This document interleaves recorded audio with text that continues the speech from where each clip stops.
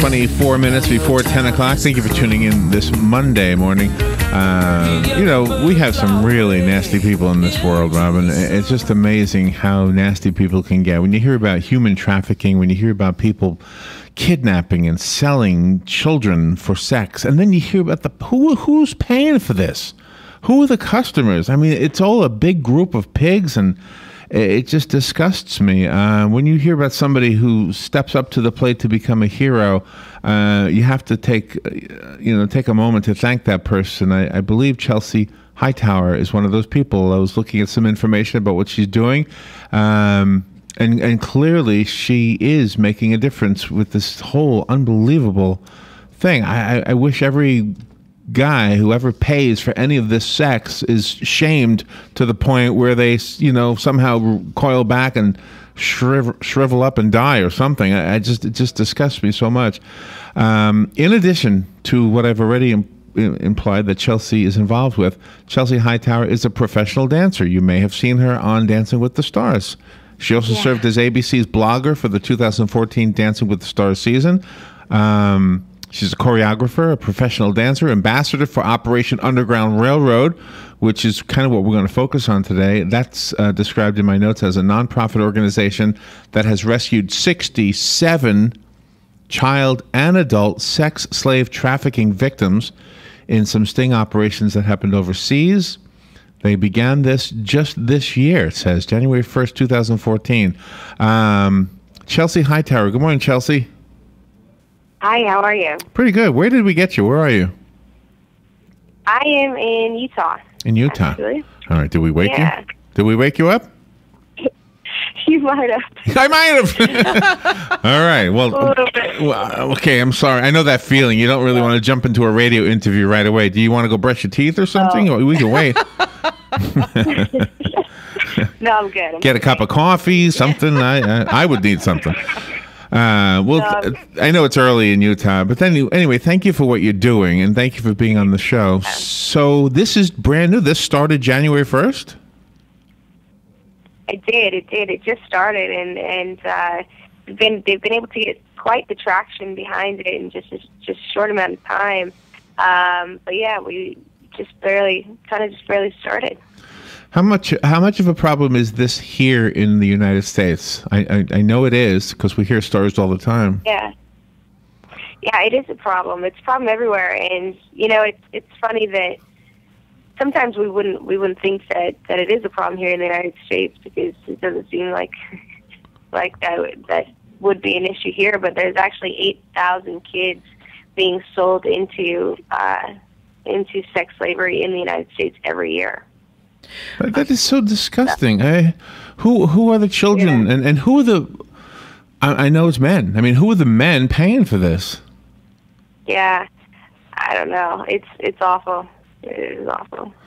It's really refreshing to know, though, that your organization, since it's brand new, you've conducted so many successful missions, but we've been told that many of the operatives there are former U.S. Special Agents, Navy SEALs, Green Berets, former CIA members. I mean, these are guys that know what they're doing. They know how to get the job done, in and out, keeping everybody safe. Yeah, absolutely.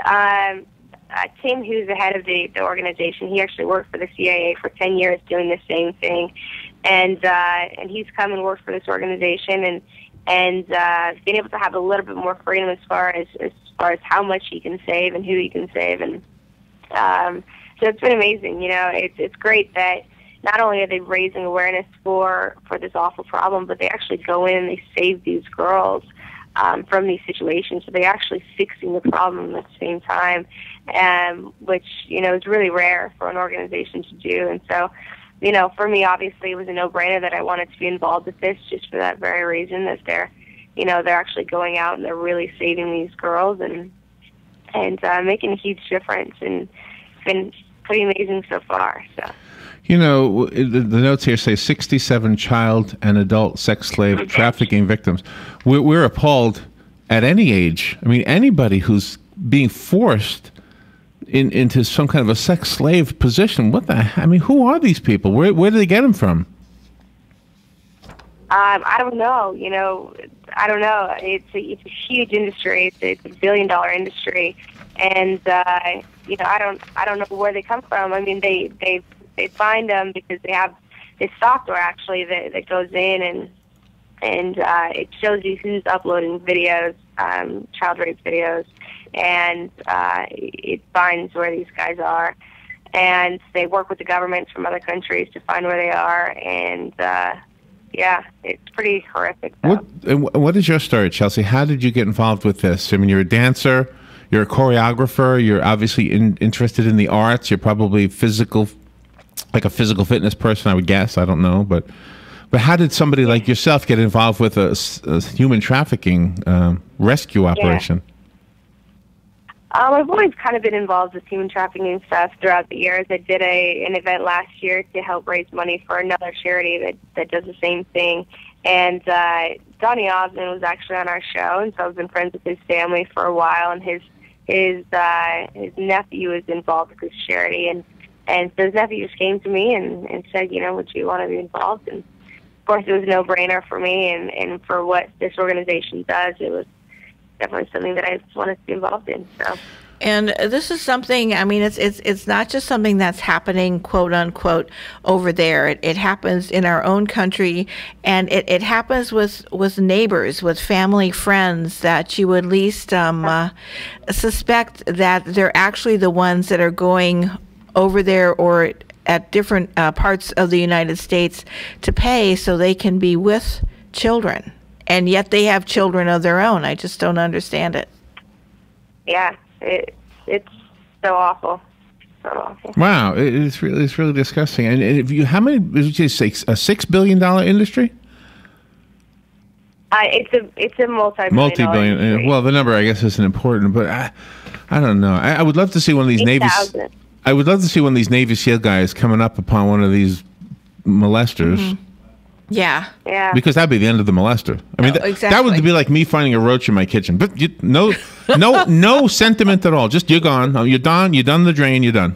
Yeah. I don't understand. What the heck are they thinking? Now, the children and the sex slaves that you rescued, what happened to them? What were they like? Oh my God, thank you. And did you get them on the right track, or have they? You know how sometimes the captors often have their own mentality changed a little bit? Did you have to have rehabilitation for them? Well, when we went and saw them, they're Haitians, so we didn't really get to talk to them too much and hear their insight and words on how. So we went down to Haiti recently and visited with some kids that were recently saved from sex slavery, and which was an amazing experience, amazing. But yeah, so what they do is they take them, they save them, and they take them to these orphanages. And we weren't able to talk to them and really get inside their heads and how they were feeling and stuff. But you can tell, they've been scarred, and they have experiences that have been painful, and so it's sad to be able to.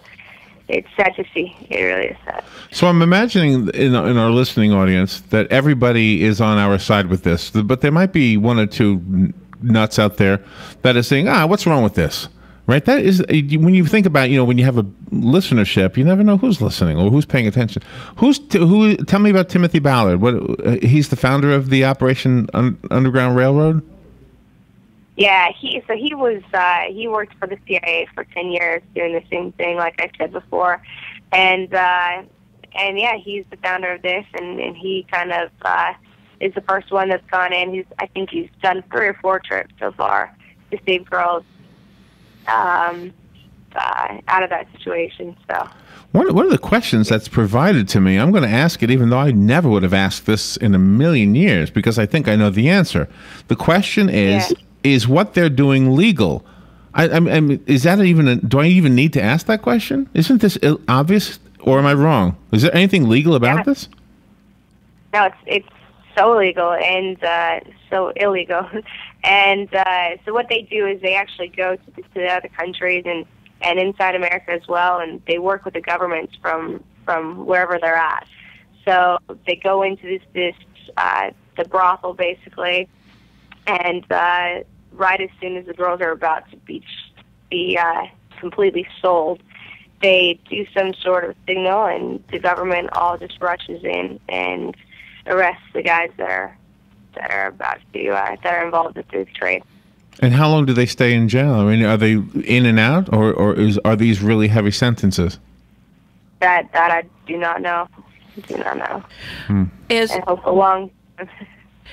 Some of the people that are the culprits for getting the children into the sex slave arena, are they their own parents? Like, are they promised by different entities that if you sell me your child, we'll give you X number of dollars, or we'll give you a great job and make your life easier?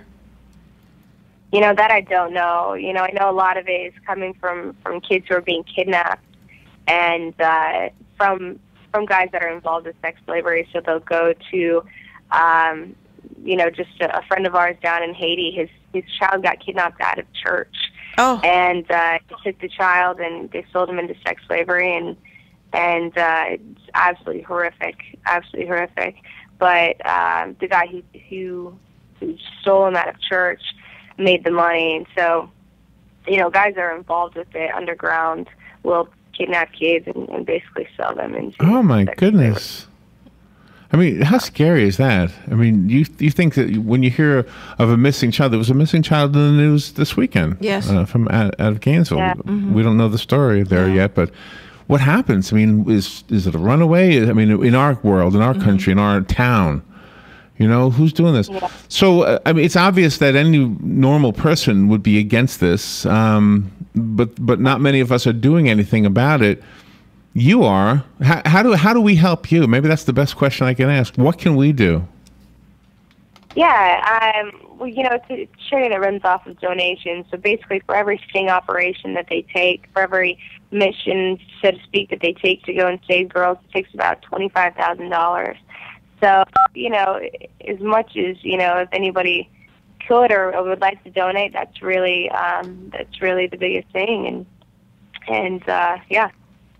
I think that this Operation Underground Railroad is a great thing, especially since they are running under the radar of the governments, so to speak, because once the political powers get involved, like that fella in Mexico that's still over there, I mean, nothing seems to get done, whereas with these guys, they zip in and zip out, and the problem's taken care of. Yeah, absolutely. So absolutely. It's a lot of money, obviously, to rescue somebody. How come? Why does it cost so much? Why is it $25,000? Well, you have about 10 to 15 people going down, as far as CIA agents and whatever else. Maybe not 10 to 15, but there's a group of people that have to go down, so you have to pay for that. But they actually go in and they give that money to the guys when they're actually buying the girls. They give that money to the guys to buy these girls, and then that's when the government rushes in. Oh, they can't get the money back? You know what I thought with this group that's kidnapping the girls in Nigeria, this Boko Haram, whatever it's called. Yes. I thought, why doesn't Bill Gates or somebody just go over there and say, hey, I got some money for you. Mm-hmm. Right? They'll say, okay, here's the money. You get the girls. You send the girls home, right? Yeah. You don't keep them, obviously. And then you knock the guys in the head and take your money back. Right, exactly. Just wipe them out. I mean, I don't see anything wrong with that. Yeah. Am I too simple-minded with this? Yeah, no, I don't know. Those are details that to be honest, I don't know. We were told that you and other members of the organization would actually go to the therapeutic shelter and visit the children. How did you get them to trust you? How did you communicate with them? Even though you're bringing gifts, they must have been afraid. Yeah, they are, but at the same time, these kids need love. And so you go in and they cling to you, they want to hug you, they want to be around you. You don't speak their language as far as physically, they speak Haitian. When we went down, they spoke another language, and we spoke English, but they want that companionship and that love, and just to be around you is just healing for them because they don't have, they've been through traumatic circumstances and whatever else. And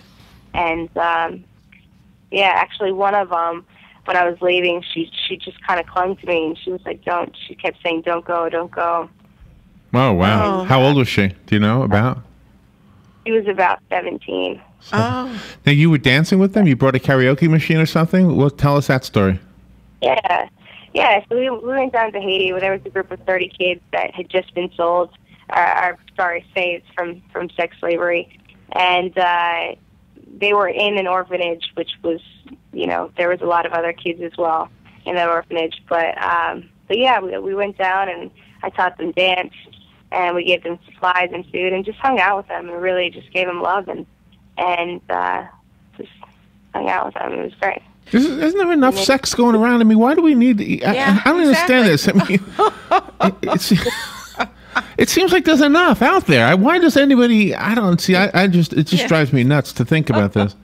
How does anybody live with themselves? How? I don't understand. I know we've covered this already. I'm just reiterating. The best thing we can do is to know what to do, what we can do to help. So. You are such an amazing person, Chelsie, you and all the others involved. Do you ever fear for your own safety, that since this is getting out there now in the public, that you might become a target? No. No. I mean, it's not really crossed my mind too much, as far as I think we're pretty safe as far as the government being behind us and backing what we do, and it's a very these guys really know what they're doing as far as the CIA agents that are involved, and very knowledgeable and aware of these circumstances and what to do in them. So tell me about yourself. Are you you dance professionally, right? I do, yes. Okay. And what was your childhood like? Were you dancing as a little girl? If I saw old home movies of you, are you out there doing pirouettes or whatever you call them? I actually hated dancing when I was really young. I grew up with 5 older brothers, and so my mom, when she would try to take me to dance, it was just like, it just wasn't the cool thing to do, and I was really, really shy, and so it was hard for me to interact with other girls, and so I just didn't like it. I didn't like the whole experience. To me, it was just too much, and so I was 9 years old when I started dancing at my elementary school, and that's when I kind of fell in love with it. So then it was 5 older brothers. Okay, so nobody messed with you, did they? No, they still got through, huh? The tackle line of the brotherhood didn't always appear, huh? Well, you really can relate to the children, whether they're young girls or young boys. You have such a great demeanor about you, Chelsie, and you understand what they're going through, because you have such compassion in your heart that right away, through hugs, like you said, and they need a lot of love. It's sort of like the all worldly thing, that if you hug somebody and you give them love, that people will learn to trust and know that there's a better life out there. Yeah, absolutely. Yeah. Absolutely. If you're just tuning in, Chelsie Hightower is on the phone. If you go to her website, which I did, you will see that she is beautiful. You are a dancer. I don't know if you are a model, but you could be a model. She's helping to rescue sex slave children and adults in some cases. 17 is just about an adult, so that young lady was an adult. I'm going to open the phones to let a couple of callers call through if I could. Good morning. Thank you for calling. You're on the air. Hey, good morning. How you doing? Good. Mike McCoy. Yeah. Yeah, I certainly couldn't be a model, but anyway, I was just going to say, you were asking why can't they just go in there and give them the money and then knock them in the head and take the money? Well, that sounds good, but you're talking about you're dealing with people that this is what they do for a living. This is they're very good at it, evidently, and that's their profession. That's what they do. They don't invite you to bring the money, come over to their house and sit down, have a cup of tea, and then the girls come out, you pay them, and then you walk away. That's definitely not the way it's going to happen. Maybe in the movies, but not in real life. The girls are probably 50 miles away from where the exchange of money is going to come, and then or they may be only hiding around the corner. But they don't know that. It's not like they just they say, okay, you can find them here, and then they disappear or something. And believe it or not, there's they probably have an honor among thieves type thing. There's a I guess an unspoken rule. But if it were that simple, but I'm certain it's not. I'm certain it's not that they could just say, okay, now we've got the girls, give us our money back, and so on. But be nice if they could figure a way to track them after they give them the money, and then just don't go in and capture them. Go in there and annihilate them. Exactly. That's the way I feel about it. You're basically telling me. They understand. That's all they understand. It's just like this situation over in Iraq, and also with the where is it? With they captured all the girls. Nigeria. Yeah. Yeah. You cannot. You can't rationalize on irrational type people. You can't. Well, I'm the first to say that. I know, and you're basically telling me that I had a simple-minded idea, which I acknowledge. But at the same no, I'm not saying that at all. But the conclusion is the same. I didn't say that at all. No, but the conclusion is the same. You still want to whack them in the head and get rid of them. Yeah. Absolutely. Yeah. That's the thing that's all they understand. You can't with these people that are. You can't just go in there and be nicey to them. Like how we went in with Berkdahl and did this exchange with them, and it almost looked like it was like they were exchanging fruits and vegetables at the market. Hey, thanks a lot, buddy. See you later. Maybe I'll see you in 3 years or something. Yeah, no, I know. You're right. I have a lot of sympathy, a lot of compassion for these people that are having these issues with the children and all of that. What I don't have passion for, compassion, I'm afraid, is these people that go over, they want to capitalize on the big money that's being paid to go over and work in Iraq. And they're getting all this big money to work over there. Yeah, we're changing topics, though, Mike. We have to go over and spend millions of dollars to get them. Right, to rescue them. It's a really good point, but I just want to stay on the topic. Thank you, Mike. I appreciate the call, and we just are up against the clock. Chelsie Hightower, it's an honor to have you on our show. Thank you for lending your celebrity to this cause, because I think that elevates it so that we're all paying attention to it.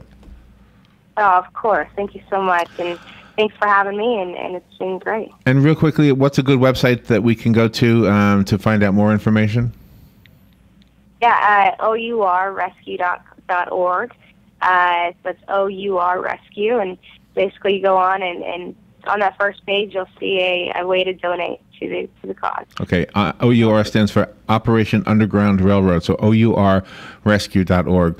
Chelsie, thank you. Hopefully you can get back to sleep now. From the Thank you, guys. Thank you, Chelsie. All right, we'll be right back. Gainesville, The Villages, 1370 AM, 96.3 FM, The Source. Fox News Radio, I'm Pat O'Neill. Secretary of State John Kerry meeting with Iraqi Prime Minister Maliki. One goal, to persuade the government to give opponents more power before a Sunni insurgency gains more control of the country. A senior State Department official who had preceded Kerry to Baghdad told reporters that al-Maliki and other leading Iraqi politicians are fearful and looking to the U.S. to resolve the threat from ISIS, as if the official said with a magic wand. Fox's James Rosen. The U.S. soldier released a month ago from 5 years of captivity in Afghanistan, taking his next step. The Army says Sergeant Bo Bergdahl has been released to outpatient care at a medical base in San Antonio, Texas, where his reintegration process slowly continues with more exposure to more people and a gradual increase of social interaction. Fox Radio's Jeff Manasso. U.S. mayors meeting in Dallas today on climate change. They'll vote on a resolution to use natural solutions to protect fresh water and air quality. Fox News, we report, you decide. Policies issued by American General Life Insurance Company, Houston, Texas. Not available in all states. For details, visit AIGdirect.com. On March 3rd last year, Henry W. faced his own death with incredible courage. He wasn't in an accident. He wasn't ill. He wasn't in any danger. But he faced this reality head on. If he died, his wife and children wouldn't be able to pay the mortgage, make the car payments, or keep up the life they'd had. His family would lose everything. So he picked up the phone and called AIG Direct. He found out that through AIG Direct, he could get a $250,000 life insurance policy for less than $14 a month. Now, he knows that he's helped make his family's future secure, no matter what happens to him. Protecting your family with coverage through AIG Direct is fast, easy, and incredibly affordable. Call AIG Direct right now for a free no-obligation quote. The call takes less than 5 minutes, and you can save up to 70%. Call now. 1-800-322-9891. That's 1-800-322-9891. 1-800-322-9891.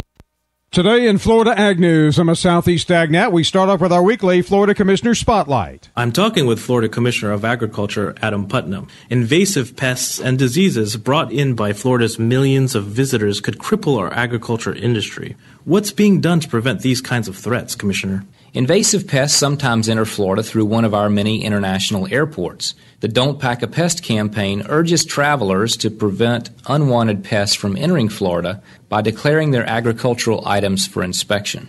The campaign features billboard and video advertisements in 20 of the busiest airports across the continental United States, from Miami to San Francisco. We've also taken the campaign global, reaching travelers in the Caribbean, including Jamaica and the Dominican Republic. It's been just 3 years since we launched the campaign, and we're already seeing a difference.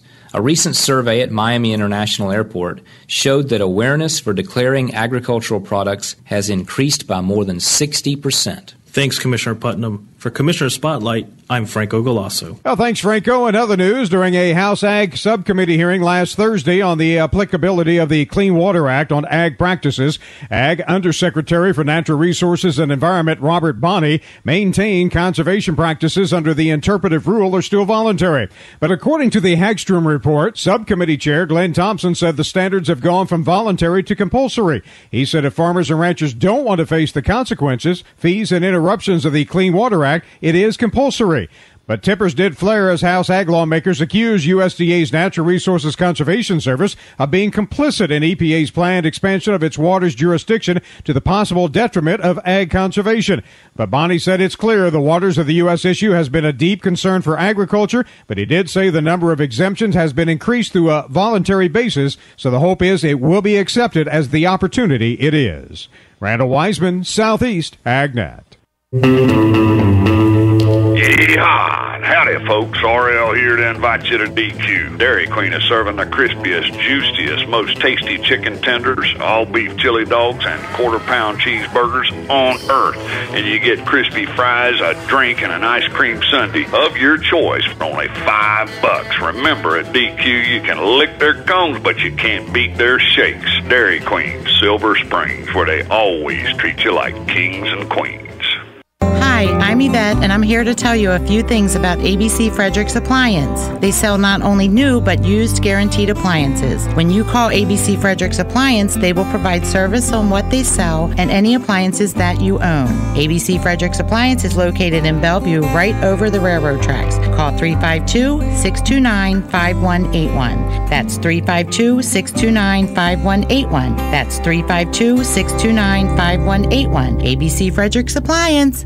Ocala's information station, 1370 WOCA. Ocala.